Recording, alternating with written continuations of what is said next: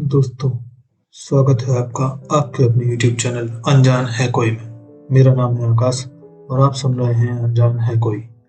दोस्तों, दुनिया भर में बहुत से घने जंगल पाए जाते हैं और हर जंगल की कुछ ना कुछ कहानियां जरूर होती हैं।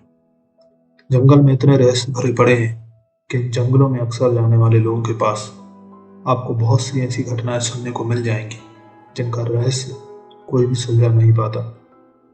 मेरे एक दो दोस्त हैं जो वन आरक्षक बन गए और एक मित्र रेंजर पद पर भी है। अक्सर शहर में रहने वाले लोग सोचते हैं कि जंगल बहुत अच्छी जगह होती है, पर इन घने जंगलों के अंदर जंगली जानवरों के अलावा आपका किस चीज से सामना हो जाए आप सोच भी नहीं सकते। कुछ ऐसा जो दिखाई नहीं देता और ना ही सुनाई देता है, और ये सब भारत के जंगलों में भी होता है। कुछ दोस्तों का एक ग्रुप ऐसे ही एक जंगल के पास पिकनिक स्पॉट पर घूमने के लिए निकला। वह सुबह सुबह ही उस जगह पहुंच गए और पिकनिक एंजॉय करते करते दोपहर भी हो गई।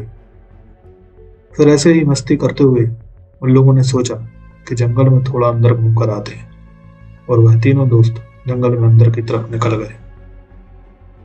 और कहते हैं ना, विपत्ति आने पर बुद्धि काम करना बंद कर देती है या फिर उल्टी चलने लगती है। उन तीनों में से एक राहुल था जो जंगल में थोड़ा और अंदर चला गया। उसे लग रहा था कि जंगल के रास्ते ऐसे ही होते जैसे गांव की पगडंडी, लेकिन जंगल के रास्तों पर एक बार भटक जाने पर रास्ता मिलना बहुत ही मुश्किल होता है। और हुआ भी वही, राहुल रास्ता भटक गया। जंगल भी अच्छा खासा घना था। जंगल में भटक जाने के डर के साथ एक और डर भी बना रहता है। कई बार बाघ आपसे बस 20 कदम दूर होता है और आप उसे देख भी नहीं पाते। राहुल भी भटकते भटकते एक वीरान सी झोपड़ी के पास पहुंचा। आसपास कोई भी दिखाई नहीं दे रहा था। अब तक उसे जो बंदरों और चिड़ियों की आवाजें सुनाई दे रही थी वो एकदम से शांत हो गई। एक अजीब सा सन्नाटा था। तभी उसका दिमाग दौड़ा और उसने पास के एक पेड़ पर चढ़कर ऊंचाई से देखने की कोशिश की, ताकि रास्ता समझने में आसानी हो सके या फिर नेटवर्क मिल सके।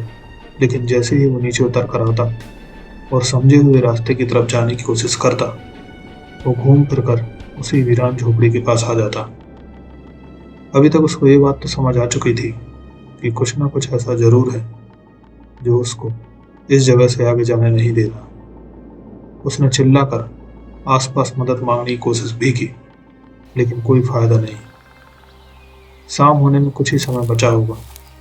अब वो उस झोपड़ी से कुछ दूर निकल आया था।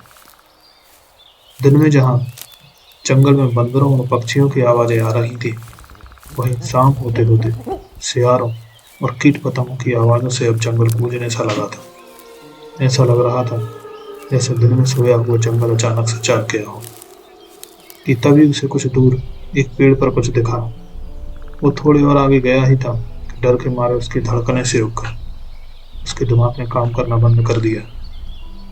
सामने पेड़ पर एक लाश लटकी थी। उसको देखकर ऐसा लग रहा था जैसे ज्यादा समय नहीं हुआ हो। राहुल भागना तो चाहता था, लेकिन वो हिल भी नहीं पा रहा था।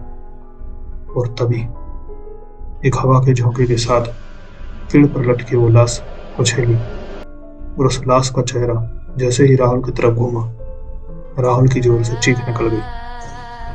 उस लाश की आंखें खुली हुई थी और उसे लगा जैसे वो उसको देखकर मुस्कुराई हो। जैसे तैसे हिम्मत करके राहुल वहां से भागा और भागता ही गया। उसे समझ भी नहीं आ रहा था कि किस ओर भाग रहा है। प्यास और डर से उसका गला सूखा जा रहा था। बार बार उसको ऐसा लगता जैसे कोई उसको देख रहा है, कोई उसके पीछे आ रहा है।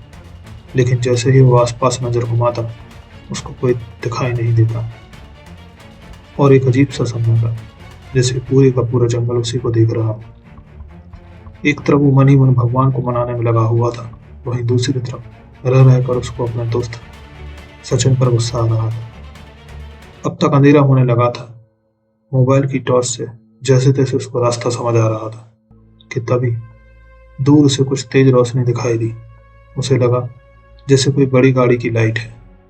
इतना देखना ही था कि वो स्लाइड की तरफ तेजी से भागा और हेल्प हेल्प चिल्लाने लगा कि तभी उसका माथा ठनका। उसे समझ आया कि बस लाइट ही दिखाई दे रही है, लेकिन आवाज, गाड़ी की आवाज तो गायब है।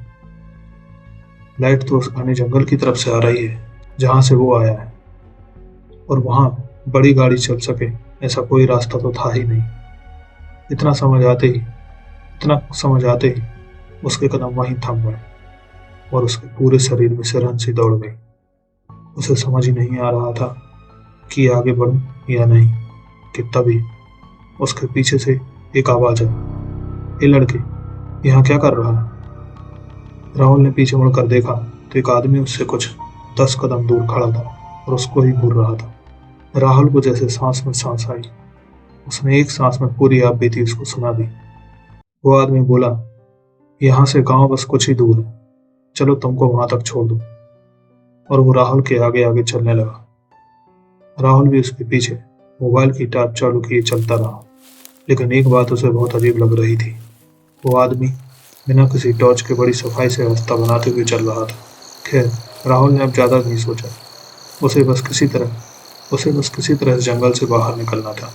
जंगल में जहाँ एक पल तो सन्नाटा रहता, वहीं अगले पल दूर किसी शेर की आवाज और साथ में जंगली कीड़ों की आवाजें बहुत ही भयानक माहौल बनाए हुई थी। फिर कुछ 20 मिनट तक चलने के बाद कुछ दूरी पर किसी गांव के घर दिखाई दिए। उसने तेजी से कदम बढ़ाने शुरू किए और हड़बड़ाहट में उस आदमी से आगे निकल गया। तभी उसको एहसास हुआ कि उस भले आदमी को तो वो भूल ही गया है। उसने पीछे मुड़कर देखा तो वहां कोई नहीं था। उसने आवाज भी लगाई, लेकिन कुछ था तो बस एक सन्नाटा। अब राहुल पलटा और तेजी से भागते हुए गांव के अंदर पहुंच गया। उसने एक आदमी को अपनी पूरी आप बीती बताई। गांव के इस व्यक्ति ने उसको पानी दिया और कुछ खाने को देकर बोला, बेटा, तुम पर भगवान की कृपा है। बहुत कम लोग इन जंगलों में से बाहर आ पाते हैं। तुम पर छलावा बैठ गया था। अगर कोई इंसान छलावे के इलाके में आ जाता है तो जब उसको वो तब तक परेशान करता है जब तक उसका मन न भर जाए, और भटका हुआ इंसान वहीं एक जगह घूम घूम कर परेशान हो जाता है। वो आदमी आगे बोला, जंगल में एक लकड़िया लकड़ी होती है। अगर कोई उसको कुचल दे या उसके ऊपर से निकल जाए तो उसका भटकना तय है। कुछ सालों पहले कुछ अपराधियों ने एक फॉरेस्ट गार्ड को उसी पेड़ पर मार कर लटका दिया था। उसका भूत अक्सर इन लोगों को ऐसे ही दिखाई दे जाता है। वो गांव का आदमी बोला, ऐसे ही एक और फॉरेस्ट गार्ड की जान भी इन्हीं जंगलों में अज्ञात कारणों से हुई थी, और आज भी वो इन जंगलों में अपराधियों को डराकर भगा देता है। लोगों को भ्रम होता है जैसे दूर से फॉरेस्ट पुलिस की गाड़ी आ रही है। हम जैसे लोग जो सालों से यही जंगल के उन इलाकों में अकेले जाने से घबराते हैं, लेकिन बाहर के लोग इन बातों पर यकीन नहीं करते। लेकिन ये बात पूरी तरह से सच है। राहुल अपनी पिकनिक वाली जगह से लगभग 8 किलोमीटर दूर निकल आया था। दोस्तों, आपको यह घटना कैसी लगी कमेंट बॉक्स में बताइएगा, और प्लीज लाइक, शेयर और सब्सक्राइब जरूर करिए। और इसी तरह की सच्ची घटनाएं सुनने के लिए जुड़े रहिए आपके अपने चैनल अनजान है कोई से।